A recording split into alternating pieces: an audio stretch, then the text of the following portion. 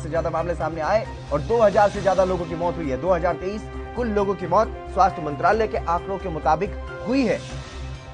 देश में कोरोना महामारी का महाब्लास्ट जो है वो देखने को मिल रहा है। हर दिन नया रिकॉर्ड बन रहा है, क्योंकि कई राज्यों में रविवार के दिन कर्फ्यू रहा, कई जगहों पर लॉकडाउन रहा, वीकेंड कर्फ्यू रहा। इस वजह से एक दिन थोड़े कम मामले सामने आए, लेकिन 2.5 लाख से ज्यादा मामले थे और अब इसमें तेजी से इजाफा होता हुआ दिखाई दे रहा है। 3 लाख का आंकड़ा छू चुके हैं कोरोना के मामले। देश में कोरोना महामारी का यह महाब्लास्ट कहा जा सकता है। एक दिन में रिकॉर्ड करीब 3 लाख के करीब मामले जो हैं वो सामने आए हैं। कोरोना मरीज इतनी बड़ी संख्या में बढ़ रहे हैं हर दिन, और ऐसे में प्रधानमंत्री नरेंद्र मोदी की तरफ से अभी भी ये अपील की जा रही है कि लॉकडाउन से राज्यों को बचाना है, लोगों को बचाना है, और इसलिए सावधानी बरतनी होगी। जरूरत है सतर्कता की, जागरूकता की। लेकिन देश में कोरोना की जो रफ्तार देखने को मिल रही है उससे ऐसा लग नहीं रहा है कि कोरोना के मामलों में सुधार होता हुआ जल्द ही नजर आ सकता है, क्योंकि अस्पतालों में तनाव वाली स्थिति बनी हुई है। अस्पतालों में बेड्स नहीं है, ऑक्सीजन की कमी है। हालांकि ऑक्सीजन की कमी की आपूर्ति करने की बात केंद्र सरकार की तरफ से भी कही जा रही है, लेकिन अस्पतालों में बेड कहां से आएंगे? अस्थायी कोविड केयर सेंटर बनाए जा रहे हैं, वहां पर भी बेड जो है वो लगातार भरते हुए नजर आ रहे हैं। अस्पतालों में जब भर्ती करना होता है मरीजों को तो जगह जगह फोन करने पड़ते हैं, अलग अलग जगहों पर चक्कर काटने पड़ते हैं, तब तक मरीज की चाहे तड़प तड़प करके जान निकल जाए। इस तरीके की बातें भी सामने आ रही हैं, लेकिन कोई एक्शन प्लान जो है वो दिखाई नहीं दे रहा है। हाथ पांव जो है फूले हुए नजर आ रहे हैं सरकारों के। देश भर में लगातार जिस तरीके से, जिस तेजी के साथ कोरोना के मामले बढ़ रहे हैं और कई राज्यों में इतना बुरा हाल हो चुका है कि लोगों को अस्पतालों में भर्ती होने के लिए भी कड़ी मशक्कत करनी पड़ रही है, तो कहीं मरीजों के साथ ऑक्सीजन सिलेंडर लाने की बातें तक कही जा रही हैं। ऐसे में प्रधानमंत्री मोदी देश को लॉकडाउन से बचाने की अपील कर रहे हैं। यह अपील ठीक भी है, क्योंकि लोगों में कोरोना से ज्यादा लॉकडाउन का डर देखने को मिल रहा है। लेकिन जो लोग संक्रमित हो चुके हैं उन्हें स्वास्थ्य सुविधाएं मिलें, इसका इंतजाम सरकारें नहीं कर पा रही हैं। यही वजह है कि बड़ी संख्या में लोगों की मौत हो रही है। जो पाबंदियां बढ़ाई जा रही हैं उनसे गरीब मजदूर लोगों के सामने संकट है। प्रवासी मजदूर जो अलग अलग राज्यों में जाते हैं, महानगरों में जाते हैं रोजी रोटी कमाने के लिए, उनके सामने रोजी रोटी का संकट है। ऐसे में सवाल यह है कि क्यों सरकारें गरीब मजदूरों को मदद नहीं पहुंचा पा रही हैं, और सवाल यह भी है कि देश के लोगों को बचाने के लिए भारत सरकार लॉकडाउन के पक्ष में क्यों बात नहीं कर पा रही है। ऐसे में भारत के सामने इस वक्त 2 बड़ी चुनौतियां हैं। अर्थव्यवस्था को भी बचाना है और कोरोना से देश के लोगों को भी बचाना है, लेकिन सरकार शायद दोनों ही चुनौतियों को हल्के में ले रही है। हालांकि 1 मई से पूरे देश में कोरोना की वैक्सीन सभी 18 साल से ज्यादा की उम्र के जो लोग हैं उनको लग सकेगी, लेकिन तब तक क्या हालात होंगे ये अभी कुछ नहीं कहा जा सकता, क्योंकि जो आंकड़े हर दिन सामने आ रहे हैं वो देखकर काफी डर जो है वो हर किसी को लग रहा होगा। महीने जनवरी से लेकर मार्च तक 6 करोड़ एक्सपोर्ट हुई हैं हमारे हिंदुस्तान से वैक्सीन, और उसी समय में 3 से 4 करोड़ हिंदुस्तानियों को वैक्सीन दी आपने। तो आपने हिंदुस्तानियों को पहले क्यों नहीं रखा? आपने उनको प्राथमिकता क्यों नहीं दी? अपने पीआर में आप पड़े रहे, और हमें हर रोज टीवी पे दिख रहा था कि मॉरिशस जा रही है, नेपाल जा रही है वैक्सीन। आपने 6 करोड़ वैक्सीन एक्सपोर्ट की, और हिंदुस्तानी लोगों को आपने 3 से 4 करोड़ तक उसी समय में आपने सिर्फ उतना वैक्सीन दिया। आज वैक्सीन की कमी है, तो वैक्सीन की कमी किस लिए हो रही है? Bad planning. रेमडेसिविर की कमी किस लिए है? बैड प्लानिंग या नो प्लानिंग। ऑक्सीजन की कमी किस लिए? कोई स्ट्रैटेजी नहीं। बेड्स, आपको मालूम था कि ये दोबारा वेव आएगा, तो आप टेम्पररी बेड्स क्यों नहीं बनवाए? आपने अस्पतालों में सुविधा क्यों नहीं बढ़ाई? आपने फोकस क्यों नहीं किया इन चीजों पे? तो ये तो एकदम सरकार का ही फेलियर है। और किस चीज में व्यस्त हैं आज भी चुनाव प्रचार में व्यस्त हैं, स्टेज पे जाकर हंस रहे हैं। युवा साथियों से अनुरोध है कि वो अपनी सोसाइटी में, मोहल्ले में, अपार्टमेंट्स में छोटी छोटी कमेटियां बनाकर कोविड अनुशासन पालन करवाने में मदद करें। हम ऐसा करेंगे तो सरकारों को न कभी कंटेनमेंट जोन लगाने की जरूरत पड़ेगी, न कर्फ्यू लगाने की जरूरत पड़ेगी, और लॉकडाउन का तो सवाल ही नहीं उठता है, आवश्यकता ही नहीं पड़ेगी। तो लगातार जिस तरीके से कोरोना के मामले बढ़ रहे हैं, लोग परेशान हो रहे हैं, डर है कि कोरोना कहीं अपनी चपेट में ना ले ले, लेकिन लोगों के सामने रोजी रोटी का भी संकट है। अगर कोरोना से बचेंगे, कोरोना से बचने के लिए घर पर रहेंगे तो भूख से मरेंगे। ये दो समस्याएं आम लोगों के सामने, खासतौर पर गरीब जो प्रवासी मजदूर एक जगह से दूसरी जगह पर रोजी रोटी कमाने के लिए जाते हैं, उनके सामने हैं। और ऐसे संकट में देश में इतनी गंभीर समस्या जो है वो बनी हुई है फिलहाल, और ऐसे संकट में प्रधानमंत्री नरेंद्र मोदी की तरफ से हालांकि ये अपील की जाती है कि सभी अगर जागरूक होंगे, एक अभियान चलाएंगे, जैसे पहले हमने बचाव किया, सुरक्षा की खुद की, ऐसे ही अगर अब भी की जाएगी तो बचा जा सकेगा लॉकडाउन से भी और कोरोना से भी। लेकिन ऐसा कुछ दिखाई नहीं दे रहा है कि सरकार की तरफ से कुछ एफर्ट्स किए जाएं लोगों को बचाने के लिए, लोगों को कोरोना से बचाने के लिए भी पूरी व्यवस्थाएं जो है वो सामने दिखाई नहीं दे रही हैं। और जो लोग गरीबी की वजह से परेशान हैं, जो लोग आर्थिक स्थिति जिनकी खराब हो चुकी है, उनके लिए भी कोई योजना सरकार की तरफ से दिखाई फिलहाल नहीं दे रही है कि किस तरीके से लोगों को इस मुसीबत से बचाया जा सकेगा, किस तरीके से लोगों को एक साथ लिया जा सके ताकि इस महामारी का मुकाबला किया जा सके। जो गरीब लोग हैं वो अलग थलग फिलहाल दिखाई दे रहे हैं। बार बार सरकारों की तरफ से ये कहा जा रहा है कि काम धंधे पर लगे रहें, काम धंधे को ना रोकें, सभी को वैक्सीन जरूर दी जाएगी, इस तरीके की बातें की जाती है। लेकिन वैक्सीन पहले एक डोज लगेगी, उसके 1 महीने बाद दूसरी डोज लगेगी, और उसके भी एक डेढ़ महीने के बाद जो हार्ड इम्यूनिटीज हैं वो बननी शुरू होंगी। इस तरीके की बातें एक्सपर्ट्स की तरफ से कही जाती हैं। तो कोरोना से फिलहाल कैसे बचा जा सकता है, उसके बारे में कोई भी ऐसी कोई योजना सरकार के पास दिखाई नहीं दे रही है कि किस तरीके से लोगों को बचाया जा सके। किसी भी राज्य सरकार के पास भी कोई इस तरीके की प्लानिंग दिखाई नहीं दे रही है। हालांकि दिल्ली में लॉकडाउन लगाया गया, महाराष्ट्र में लॉकडाउन लगाने की बात चल रही है, महाराष्ट्र में किसी भी वक्त लॉकडाउन का ऐलान किया जा सकता है, लेकिन इसके अलावा और कोई प्लानिंग इस तरीके की सरकारों के पास दिखाई नहीं दे रही है कैसे लोगों को कोरोना महामारी से बचाया जा सकता है। बल्कि इसके बारे में पहले से ही संभावनाएं जो हैं वो सामने आ रही थी, बताया जा रहा था, दुनिया में ये देखा भी जा रहा था कि बार बार जिस तरीके से लगातार जो कोरोना के मामले बढ़ रहे हैं और पूरी दुनिया में अलग अलग देशों में जो दूसरी लहर देखने को मिली, वो भी अपने आप में एक संकेत था, लेकिन शायद सरकार समझ नहीं पाई। इसी मुद्दे पर चर्चा करने के लिए संदीप चौधरी राजनीतिक विश्लेषक हैं, हमारे साथ जुड़ गए हैं। आरबी उपाध्याय वरिष्ठ पत्रकार हैं, हमारे साथ जुड़ गए हैं। आप दोनों मेहमानों का स्वागत है। आरबी उपाध्याय जी, सबसे पहले मैं आपके पास आना चाहूंगा, सरकार सोच क्या रही है, क्योंकि दिल्ली में लॉकडाउन लग चुका है, महाराष्ट्र में भी लगने की संभावना है, हालांकि सख्ती जिस तरीके की वहां पर है वो लॉकडाउन के जैसी ही है, लेकिन उसको भी पूरी तरह से ब्रेक करने की बात चल रही है। और ऐसे में प्रधानमंत्री खुद सामने आते हैं, वो कहते हैं कि लॉकडाउन लगाने की जरूरत नहीं पड़ेगी अगर सावधानी बरतें। कब सावधानी बरतेंगे सर, क्योंकि 3 लाख के आसपास अगर लोग कोरोना संक्रमित आज पाए जा रहे हैं तो कल क्या स्थिति होगी, कुछ समझा नहीं जा सकता। पाया हितेंद्र, ये माननीय प्रधानमंत्री जी कहते हैं कि वे लोग सावधानियां बरतें, कमेटियां बनाएं। देखिए, इलेक्शन में सबने देखा है कि किस तरह से कोरोना गाइडलाइन की धज्जियां हो गई, वो किसी से छुपा नहीं है। इस तरीके से रैलियां हो रही थी, पद यात्राएं हो रही थी। अच्छा होता वहां से ऑनलाइन करते और आप वहां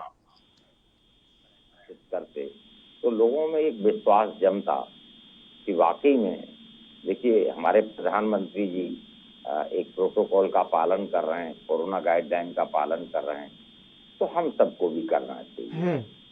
और आज आप कहते हैं कि भाई लॉकडाउन की जरूरत नहीं है। जब 1 लाख मरीज से आ रहे थे तब लॉकडाउन, एक लंबा लॉकडाउन, 3 महीने का लॉकडाउन जरूरी था। आज 3 लाख केसेज आ रहे हैं और शमशान घाटों में भी आप देखेंगे कि भी क्रिमिनेशन के लिए जगह नहीं बची है, वहां भी लाइन में लगा जा रहा है। तो ऐसी स्थितियों परिस्थितियों में सरकारों का भी कोई दायित्व होता है। हम सरकार किस लिए चुनते हैं, दर्शक भी समझते हैं हम सरकार चुनते हैं, जनप्रतिनिधि चुनते हैं, तो वो इसलिए चुनते हैं कि वो कुछ प्लान करेंगे, जिसको चलाएंगे, हमें एक मार्गदर्शन करेंगे। तो सरकार देखिए, जहाँ बेड है, बेडों की कमी है, ऑक्सीजन की कमी है, दवाओं की कमी है। और हितेंद्र, ऐसा नहीं है, दुनिया में सेकंड वेव बहुत पहले आ रही थी, बिल्कुल। तो हमको सचेत हो जाना चाहिए था, अपनी तैयारी करनी चाहिए थी। वो तैयारियां न केंद्र ने, न राज्य ने, किसी ने नहीं की। हम सिर्फ इलेक्शनों में मस्त रहे। इलेक्शन देखिए आते रहेंगे, जाते रहेंगे, सरकारें बनती रहेंगी, बिगड़ती रहेंगी, लेकिन हम लोग रहेंगे, जनता रहेगी, आवाम सुरक्षित रहेगा तो देश सुरक्षित रहेगा। आप जनता की बिल्कुल। जी। संदीप जी भी हमारे साथ बने हुए हैं। संदीप जी, जब प्रधानमंत्री नरेंद्र मोदी संबोधित कर रहे थे देश को, और उस वक्त भगवान राम की बात भी आई, क्योंकि रामनवमी है, उन्होंने मर्यादा पुरुषोत्तम राम का जिक्र करते हुए उन मर्यादाओं की बात की कि मर्यादाओं में रहें, कोरोना काल की जो नियम है उनका पालन करते रहें। क्या आपको लगता है कि खुद प्रधानमंत्री इस बात पर ध्यान दे रहे हैं? क्या वो मर्यादाओं का पालन खुद कर पा रहे हैं? हेलो हितेंद्र, देखिए बीच में एक तो आपकी आवाज चली गई थी, लेकिन मैं जहाँ तक सुन पाया कि क्या वो मर्यादाओं का पालन कर पा रहे हैं, और जिस तरीके से उन्होंने राम और रामायण का जिक्र किया जी, तो हकीकत ये है हितेंद्र भाई, आज की तारीख में सब कुछ, एक गांव में कहावत है, राम भरोसे। पूरे तरीके से देश और देश के लोग आज राम भरोसे हो चुके हैं। और मुझे लगता है पहली बार हमारी पॉलिटिक्स को ये मौका मिला था देश सेवा करने का। देश सेवा के नाम पर हमेशा आपने देखा होगा, देश के फौजियों को लड़ाया जाता है, उनको मरवाया जाता है और मारा जाता है, उनको शहीद किया जाता है, और कहा जाता है कि हमने पाकिस्तान को भगा दिया, हमने चाइना को भगा दिया। ये आज से नहीं है, ये शुरू से होता है। लेकिन इस बार ऐसा मामला था जहां फौजियों को नहीं लड़ाया जा सकता, जहां हमारी लीडरशिप को लड़ने की जरूरत थी, जहां हमारी लीडरशिप को लोगों की ताकत बनने की जरूरत थी, जहां हमारी लीडरशिप को दान देने की जरूरत थी, पैसा देने की जरूरत थी, डोनेशन देने की जरूरत थी। लेकिन आप ये देखिए हमारी लीडरशिप आज कहां है? जो राजनीति में रह के अरबों खरबों के मालिक हैं, देश के टॉप 10 में सम्मिलित होते हैं, बिजनेसमैनों से ज्यादा पैसा है, ऐसे ऐसे पॉलिटिशियन हमारे देश में हैं। तो पहली चीज, इन्होंने देश के लिए क्या किया, क्या कुर्बानी दी। दूसरी चीज, आज की तारीख में आपको पॉलिटिशियन आकर ये जरूर कह सकते हैं कि आप घबराइए नहीं, हमारे पास डॉक्टर हैं, हमारे पास हॉस्पिटल्स हैं, हमारे पास मेडिकल स्टाफ है। लेकिन हकीकत यह है, जिस तरीके की तस्वीरें सामने आ रही है, आपने भी कुछ चीजें शेयर की है मेरे साथ हितेंद्र, उन्हें देख के दिल घबरा जाता है, और उन्हें देखकर ये लगता है कि हकीकत में कहीं कुछ नहीं बचा है, सब कुछ हकीकत में राम भरोसे है। और जिस तरीके से प्रधानमंत्री जी ने देश को संबोधित किया, इसमें एक तरीके से अपने आप को दिखाने वाली बात थी। आपको और हमें और देश को मिला क्या, आप ये बताइए। जब आपने, जैसे हमारे साथी पत्रकार ने बताया, जब देश में कोरोना नाम की बीमारी आई थी, कई पेशेंट दिखाई नहीं दे रहे थे या चुनिंदा लोग थे, तब हमने लॉकडाउन झेला है और सरकार ने आगे बढ़ के काम भी किया। तो आज या तो आप ये कहिए कि सरकार वजन उठाने के लिए, वो वहन करने के लिए तैयार नहीं है, सरकार लॉकडाउन नहीं लगा सकती। लॉकडाउन लगाने का मतलब हितेंद्र आप समझते हैं, लॉकडाउन लगाने का मतलब ये होता है कि आप अपने घर में बैठिए, सरकार आपके घर आपको अनाज देगी, आपको खाने पीने की चीजें देगी, आपको दवाई देगी, आपको ऑक्सीजन देगी। तो सीधा सीधा इसका ये मतलब है, ये आप भी जानते हैं, बच्चा बच्चा जानता है कि कोरोना को अगर हराना है तो आपको घर में रुकना पड़ेगा, आपको इसकी चैन को तोड़ना पड़ेगा। लेकिन जिस तरीके की चीजें सामने आ रही हैं, उसमें कहीं ना कहीं सरकार की हताशा है और मीठी बातों से देशवासियों का मन लुभावने की कोशिश है। आरबी उपाध्याय जी, क्या समझा जाए जो प्रधानमंत्री का जो भाषण था, उसमें अगर सीधे सीधे पॉइंट की बात की जाए तो साफ तौर पर सरकार ने यह कह दिया कि हमारे बस में अब कुछ नहीं, आप राम भरोसे है, आप खुद के भरोसे हैं, बचना चाहो तो बच लो, नहीं तो मरो। वही औचित्य एक्चुअल में समझ में नहीं आया। जब लोगों को उम्मीद थी कि माननीय प्रधानमंत्री जी आएंगे, कुछ मार्गदर्शन करें, लेकिन वो कुछ मार्गदर्शन नजर, सब कुछ अगर जनता को ही करना है तो मैं फिर कहूंगा कि भाई सरकार का भी तो कोई दायित्व है। तो वो सरकार अपने दायित्व में कहीं खरी नहीं उतर पा रही है और इसीलिए सरेंडर कर दिया है सरकारों ने, केंद्र ने राज्यों के ऊपर छोड़ दिया है और राज्यों ने जनता के ऊपर छोड़ दिया है, और उसी का परिणाम है कि कोरोना इतनी तेजी के साथ महामारी फैल रही है कि लगभग 3 लाख के करीब केस आ रहे हैं। तो देखिए, हम तैयार नहीं है और हमारी इच्छा शक्ति भी हमें नहीं दिखती है। अदरवाइज ऐसा नहीं है, जब ऑक्सीजन की इतनी कमी हो गई तब औद्योगिक इकाइयों की गैस रोक के आपको, जबकि पहले दिख रहा था कि भी जिस स्पीड से महामारी बढ़ रही है तो वहां बेडों की भी जरूरत पड़ेगी, दवाओं की जरूरत पड़ेगी, वेंटिलेटर की जरूरत पड़ेगी, ऑक्सीजन की भी खपत बढ़ेगी, तो वो हमने नहीं किया है। और देखिए, हमें हमेशा टाइम मिला। फर्स्ट वेव आई थी तो हमारे यहाँ में और विदेशों में जो आई थी तो हमें काफी तैयारी का समय मिला था। सेकंड वेव में भी हमें कुदरत ने बहुत समय दिया, लेकिन हमने समय का सदुपयोग नहीं किया। ना तो हमने भी अपना जो स्वास्थ्य का इंफ्रास्ट्रक्चर है उसको बढ़ाया, बल्कि यहाँ तक रहा हितेंद्र कि फर्स्ट वेव में जो तैयारियां की गई थी उनको भी निपटा दिया गया। यानी पहले जो कोविड अलग अलग वार्ड बनाए गए थे, उन वार्डों को जनरल वार्ड में बदल दिया गया और हमने मान लिया कि अब कोरोना नहीं होगा, अब कोरोना खत्म हो गया है। वैक्सीनेशन में भी आप देखेंगे कि वो तेजी नहीं दिखी। ये माननीय प्रधानमंत्री ने जब टीकाकरण कराया, उन्हें टीका लगा, उसके बाद लोगों में विश्वास जमा और फिर उसके बाद कुछ गति पकड़ी और उसके बाद में फिर ये लगने लगा कि कोरोना जो वैक्सीन है वो सफिशिएंट नहीं है। बहुत सारे राज्य कहने लगे कि हमारे यहाँ कमी है कोरोना वैक्सीन की। तो वैक्सीन का भी ये रहा कि पहले जिनको जरूरत है उन्हें मिलेगी, फिर 45 साल के ऊपर के मिलेगी। अब डिक्लेयर हुआ है कि 18 साल से ऊपर का है वो भी 30 तारीख के बाद वैक्सीनेशन स्टार्ट होगा और मार्केट में मिलेगी। तो देखिए, हमारी तैयारियां कहीं सरकार की जो तैयारी दिखनी चाहिए वो दिखी नहीं है। जब बिल्कुल तूफान सर के ऊपर आ जाता है तब हम चेतते हैं, तब हम कोशिश करते हैं कि भी हम ये सारी तैयारी करेंगे, तब तक बहुत सारी जानें चली जाती है। कौन जिम्मेदार है उस सब के लिए? अगर बिना ऑक्सीजन के पेशेंट मर जाता है अस्पताल के अंदर तो कोई जिम्मेदारी लेगा उसकी? क्या उसके लिए जनता जिम्मेदार है? क्या उसके लिए हम सब जिम्मेदार हैं? सरकारों की कोई जिम्मेदारी नहीं है। देखिए, सरकारें होती हैं लेकिन सरकारों का अस्तित्व तो नहीं नजर आता है। सरकारों का एक ही काम रह गया है, टैक्स इकट्ठा करेंगे और इलेक्शन होते रहेंगे, सत्ता में आते रहेंगे, जाते रहेंगे। तो ये ठीक नहीं है। देखिए, जनता को खुद सोचना होगा, जनता को खुद पहल करनी होगी कि भी ये जो सरकारें हैं ये कुछ नहीं करने वाली हैं। हम सबको ये एहतियात बरतना है, सोशल डिस्टेंसिंग रखनी है, मास्क पहनना है, हाथ धोने हैं।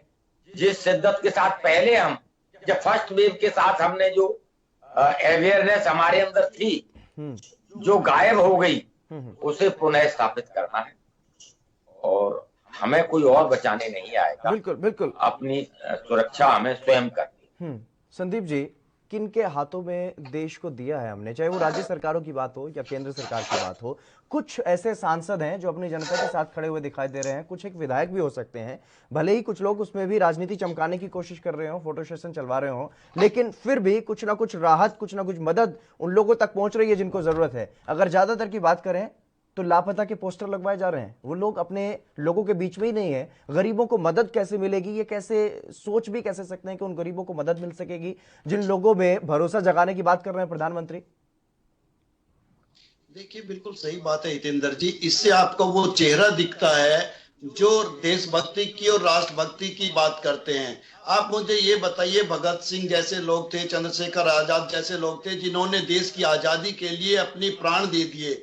आज आपके लोगों को आपकी जरूरत है। जब आप बड़ी बड़ी बातें करते हो और आप आज कोरोना के डर से अपने घर में बैठे हो, अगर आपका समाज मर रहा है तो क्या आपको जीने का अधिकार है? मैं आपको कल की दिल्ली की एक बात बताता हूं जो मेरे जानकारी में हुई। वो दिल्ली में टीचर थी मैडम, उनकी एज करीब 50 साल थी। वो 3 दिन से कोरोना पॉजिटिव थी, अपने घर में थी, उनको लास्ट में सांस लेने की दिक्कत आई और उनके घर वाले ऑक्सीजन की कमी के कारण उनको लेकर दिल्ली में घूमते रहे और उनको ऑक्सीजन नहीं मिली और डेड बॉडी लेकर के अपने घर पहुंचे। आज की तारीख में हितेंद्र जी इतना डरावना चेहरा है, हर तीसरे, हर चौथे, हर 5वें घर में एक पेशेंट है। लेकिन उसकी कोई सुध लेने वाला नहीं है, उसके लिए कोई इंतजाम नहीं है। केवल ये चीजें मीडिया में रह गई हैं और उनकी जबान पे रह गई है। बातें अच्छी हैं लेकिन काम के नाम पर अगर देखा जाए तो जीरो है। तो अब लोगों को सोचना पड़ेगा, फैसला लेना पड़ेगा कि कड़वे बोलने वाले लोग जो जमीन पर काम कर सकते हैं वो अच्छे हैं। इस मामले में मैं केजरीवाल का ही धन्यवाद देना चाहूंगा। मैं कोई केजरीवाल की पार्टी से नहीं हूं, सपोर्ट नहीं करता, लेकिन वो बंदा कम से कम सच बोलता है। टीवी चैनलों पर आकर उसने कह दिया कि अब इंतजाम नहीं है, स्थिति भयावह है। क्या दूसरे लोगों को ये भयावह स्थिति नहीं दिखती? क्या उनको नहीं दिखता हमारे पास आज इंतजाम नहीं है? बिल्कुल बिल्कुल आरबी उपाध्याय जी, क्योंकि कई राज्यों में ऐसी तस्वीरें सामने आई जहां पर जो कब्रिस्तान है, जो शमशान घाट है, वो कुछ और बोल रहे हैं, आंकड़े कुछ और बोल रहे हैं, सरकार कुछ और कह रही है। तो क्या ऐसे में अब यही समझ लिया जाए, क्योंकि आज रामनवमी है और रमजान भी चल रहे हैं, तो सिर्फ राम और रहीम से सिर्फ दुआएं की जा सकती हैं और कुछ नहीं बचा है हमारे पास? देखिए, करने को बहुत कुछ किया जा सकता था हितेंद्र, बहुत कुछ बचा हुआ है, बहुत कुछ संभाला जा सकता है, बहुत कुछ किया जा सकता है, लेकिन हम लोग कर नहीं रहे। और कहना, मैं सुन रहा था दिल्ली में कल की ही घटना है कि मेरे एक जानकार थे, उनके बच्चे का था। मैंने सरकार के शीर्ष पर बैठे लोगों से बातचीत की, सबने हाथ खड़े कर दिए, बोले वो भेज दीजिए, उसका मैं देखता हूं। और उसके बाद में बात हुई तो उन्होंने कह दिया कि भाई कहीं कोई व्यवस्था नहीं है हमारे पास। तो देखिए, कल एक वीडियो वायरल हो रहा था सांसद का कि भी सांसद भी कोशिश कर रहे हैं, लेकिन सांसद भी सक्सेस नहीं हो रहे हैं किसी को एडमिशन दिलाने के लिए। तो वो जनता की क्या हेल्प करेंगे जो लोग अपनों की हेल्प नहीं कर पा रहे हैं? बिल्कुल, मैं अपनी बताता हूं, जब मैं अपने जानकार का भी कोविड हॉस्पिटल दिल्ली में एडमिशन एक बेड नहीं दिलवा पा रहा हूं, तो बाकी आम जनता के हालात क्या होंगे आप सोच सकते हैं। बहुत अच्छा लगता है कहना कि भी सब कुछ अच्छा है, सारे बेड खाली हैं, अस्पताल तो कहाँ खाली हैं? मैं प्रैक्टिकल बता रहा हूं कि मैंने कल एक व्यक्ति के एडमिशन के लिए दिल्ली में कहा, और मैं कह दूं मैंने कई चेयरमैन को फोन किया, बल्कि उप मुख्यमंत्री जी के ऑफिस में भी जो लोग कार्य करते हैं उनसे भी मैंने रिक्वेस्ट की कि भी हमारे जानकार हैं, उनको एक बेड चाहिए। तो कहाँ है? स्थिति भयावह है। ये कह देने से नहीं हो जाएगा कि सब अच्छा काम कर रहे हैं, अच्छा काम कर रहे हैं तो लोग मजदूर क्यों पलायन कर रहे हैं? क्यों मजदूर यहाँ से भाग रहा है? क्यों लोगों को बेड नहीं मिल रहे हैं? क्यों लोगों को ऑक्सीजन नहीं मिल रही है? कोई ना कोई जिम्मेदारी जरूर ले। आज एक चलन हो गया है, कोई जिम्मेदारी लेने को तैयार नहीं। बिल्कुल ठीक है, एक दूसरे के सर के ऊपर फोड़ रहे हैं। वो कहते हैं नहीं मैं तो बिल्कुल ठीक हूँ, वो सामने वाला चोर है। अरे भाई, कैसे? बिल्ली है, चाहे वो काली है, सफेद है या दूसरे कलर की है, मैं कैसे कह दूं कि सफेद बिल्ली शाकाहारी होती है? और जब से राजनीति का व्यवसायीकरण हुआ है तो जनता और जनता के हित जो सर्वोपरि होने चाहिए वो सेकेंडरी हो गए। क्यों? जनता, जब राजनीति व्यवसायीकरण होगा तो व्यवसाय में तो फायदा देखा जाता है, वहां जनता नहीं होती है व्यवसाय में, कोई वहां कोई चैरिटी नहीं होती है। तो सरकारों का जो दायित्व है जनता की भलाई का, वो नहीं है। जनता के सारोकार खत्म हो चुके हैं और व्यवसायीकरण में ज्यादा से ज्यादा टैक्स इकट्ठा करना है। किस तरीके से जनता पर ज्यादा से ज्यादा टैक्स का बोझ डाला जाए, अपनी सुख सुविधाएं बढ़ाई जाए। आप देखेंगे अपनी सैलरी भत्ते होते हैं, बिल्कुल, तो सारी पॉलिटिकल पार्टियां एक हो जाती हैं। एक भी ये नहीं कहता कि भाई मजदूरों की सैलरी नहीं बढ़ी है, बिल्कुल बिल्कुल, बेरोजगारी बढ़ रही है, हम अपने भत्ते कम कर दें, हम अपने खर्चे कम कर लें। नहीं, क्यों? एक आदर्श प्रस्तुत करना चाहिए। आप जनप्रतिनिधि हैं, आपके आचरण का अनुसरण जनता करती है, जनता आपको चुनती है। वैसे आप कहते हैं कि क्या ये सच नहीं है? क्योंकि जिस तरीके से राजनीतिक दलों की तरफ से अगर देखा जाए तो सिर्फ सत्ता में आने की कोशिश, सत्ता में आने के बाद वो सत्ता की मलाई चाटने की कोशिश है, इसके अलावा और कोई काम अब शायद राजनीतिक लोगों के पास बचा ही नहीं। जी बिल्कुल हितेंद्र जी, इस बात से इनकार नहीं किया जा सकता। जिस प्रकार अभी मेरे साथी ने बताया, उन्होंने कुछ छोड़ा नहीं है। उन्होंने हर चीज को क्लियर कर दिया है, उन्होंने चरित्र भी दिखा दिया है और इनका आचरण भी दिखा दिया है। जिस तरीके से हमारे देश के पॉलिटिशियन है, ये बनने के बाद दिन गिनने लगते हैं, 5 साल में आज कितने दिन कम हो गए और इस 5 साल में हमारा क्या टारगेट है। ये केवल और केवल अपने टारगेट को अचीव करने के लिए काम करते हैं। ये जनता के लिए, जनता की भलाई के लिए कोई काम नहीं करते हैं और वो चीजें आज आपके सामने आ रही है। बात पिछले 70 सालों की करेंगे, ये नहीं बताएंगे पिछले 70 सालों में देश में क्या क्या काम हुए थे और अब हमें क्या काम करने हैं, उन कामों को हमें कितना आगे बढ़ाना है। बिल्कुल। अब आप मुझे ये बताइए, किसी एक नेता ने आपको ये बताया कि पिछले 76 सालों में या 70 सालों में इतना काम हुआ और इस काम के बाद हम इसको इस तरीके से आगे बढ़ाएंगे? ऐसी कोई चीज नहीं है हितेंद्र जी, केवल बातें बची हैं, काम के नाम पर जीरो है। और आज की तारीख में मैं आपको बता दूं, हर व्यक्ति की अपनी अपनी जिम्मेदारी है। उसका घर परिवार, उसकी सरकार है, उसको खुद मालिक है। उसे देखना है मैं घर में रहूं, चने खाकर टाइम निकालूं या रोटी खाकर टाइम निकालूं। उसको किसी भी तरीके से बाजार में जाने से बचना चाहिए, क्योंकि उसके लिए कोई आने वाला नहीं है, न उसके लिए गाड़ी आने वाली है। बिल्कुल संदीप जी, बहुत शुक्रिया मेरे साथ जुड़ने के लिए इस चर्चा में। आरबी उपाध्याय जी, आपका भी बहुत शुक्रिया। लेकिन जो देश में स्थिति बनी हुई है कोरोना को लेकर के, वो काफी चिंताजनक है और सरकार अब ऐसा लग रहा है कि हाथ खड़े कर चुकी है। अब आपके ऊपर है, आप पर आपकी खुद की सुरक्षा की जिम्मेदारी है। आप खुद को बचाना चाहते हैं तो बचा लीजिए, नहीं बचा सकते तो राम भरोसे है। इस बुलेटिन में बस इतना ही। आप बने रहिए एएनबी न्यूज के साथ।